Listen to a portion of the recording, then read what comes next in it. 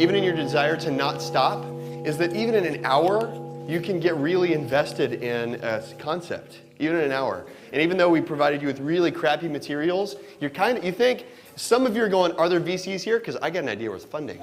This thing is legit.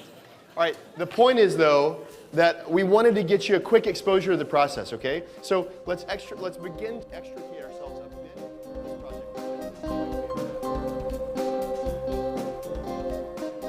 All right, congratulations. You just finished your first design challenge. Take a deep breath and relax for a second, and we're gonna shift gears a little bit. For the last hour and a half or so, you've been focusing on your user and trying to understand their needs and trying to develop a solution that resonates with them.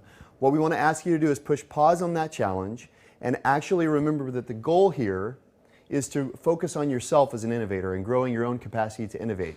So what we want to ask you to do now is to refocus your energy and your attention to how you learned over the last hour and a half or so. My guess is you've experienced something that might be a little different than the way you normally work. How most of us have been taught to work is when we're given a challenge that we just accept that challenge, and then we put our heads down and then we think our way through that problem and then hopefully show a right answer at the end.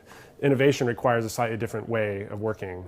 That when you're stuck, that you have different instincts. First is that you have a bias towards being more human-centered in the way you work. That means going out and spending time with the people whose lives are impacted by what you do. And from having empathy for what their experience is, you reveal insights about what their latent needs are. And that gives you confidence that you're working on a meaningful problem.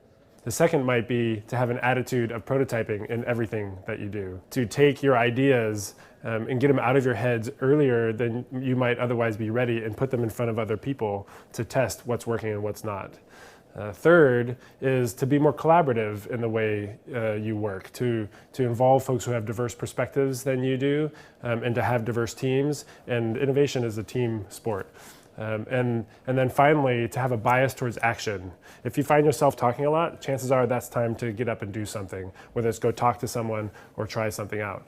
And by working this way, our hope is that you will start to discover that you'll end up in a better place working design thinking style than the way you normally would work, and that your instincts would change.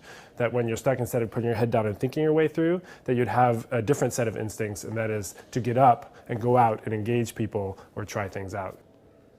So we've got a few questions that we want to prompt you with, either for discussion with your partner, for discussion with the classroom that you're in, for discussion with your organization, but a few questions just to get you to think about how this way of working influenced the outcomes of your process over the last hour and a half or so.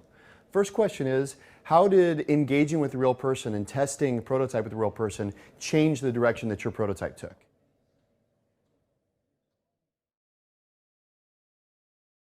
What was it like showing unfinished work to another human being? That's something that's really unfamiliar to a lot of us. What was that like? Talk about that.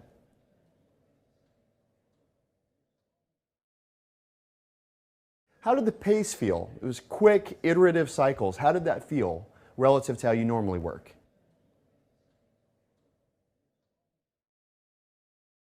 Design thinking is actually an iterative, self-directed process, and it's directed by your personal sense as a designer of which area you need to explore more. Based on what you learn, it informs what you should do next.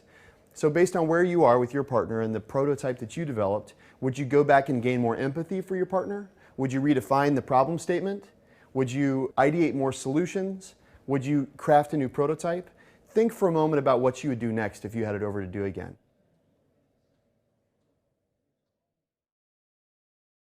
And then lastly, what we'd ask you is, what is one thing that you want to try tomorrow? If you could take one principle, one tool, what could you infuse into your work tomorrow?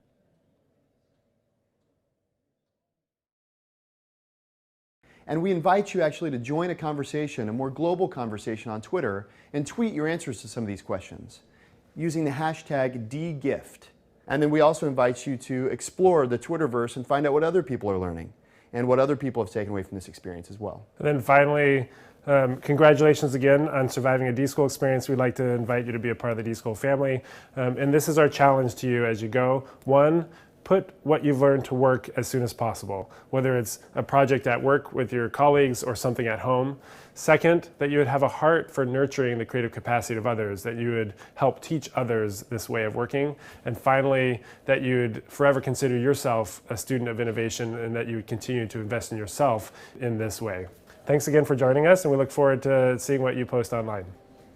By the power invested in us, by other wayward thinkers, we now pronounce you design thinkers. Go forth and and innovate.